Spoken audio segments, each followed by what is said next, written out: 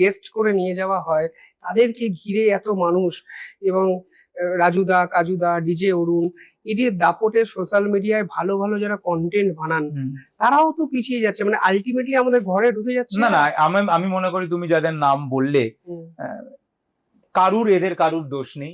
আমি বারবার একটা কথা বলছি, না তো এদের কোনো দোষ, কিংবা যারা এদের ভিডিও বানিয়েছে তাদেরও কোনো দোষ নেই। কোথাও না কোথাও আমার মনে হয়েছে যে লোকের এখন, যদি তুমি যাদের নাম বললে তারা যদি এখন পপুলারিটি পায়, তাদেরকে ঘিরে যদি লোক দৌড়ায়, তাদেরকে যদি পডকাস্টে নিয়ে যায়, তাদের তো কোনো দোষ নয়।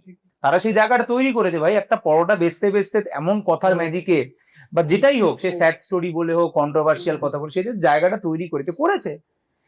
মুশকিলটা তো আমরা এগুলো গিলি, আমরা ওটাকে মানে আমাদের সোসাইটি ওটাকে অ্যাকসেপ্ট করেছে যে হ্যাঁ এই ভিডিওগুলো চলবে।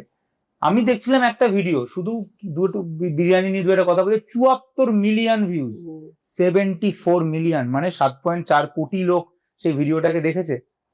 তো সেটা যদি দেখে তাহলে ঠিকই আছে, অসুবিধা নেই, এভাবেই চলবে। আমি এখন আর এগুলো নিয়ে ভাবি না।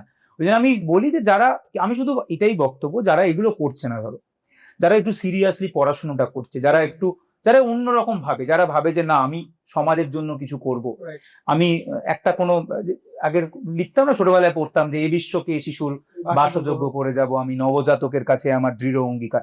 তো এখনকার এই যে তুমি যাদের কথা বললে বা যারা তাদেরকে নিয়ে ভিডিও বানায়, তারা তো কাল নিয়ে ভাবে না, তারা তো ওই মুহূর্তটাকে নিয়ে ভাবছে যে আমি একটা ভিডিও কোনো রকমের একটা ক্লিপ পাই, এটা ভাইরাল হয়ে যাক, 500-2000 টাকা চলে আসুক, আমাকে একটা, এইটুকুই ভাবে। কিন্তু ধরো যে ছেলে মেয়েটা অন্যরকম ভাবছে যে আমি একটা অন্য কিছু করবো, আমি সমাজকে কিছু ফিরিয়ে দিয়ে যাব, আমি ভালো কিছু করব, আমি শুধু তাদেরকে নিয়ে চিন্তিত।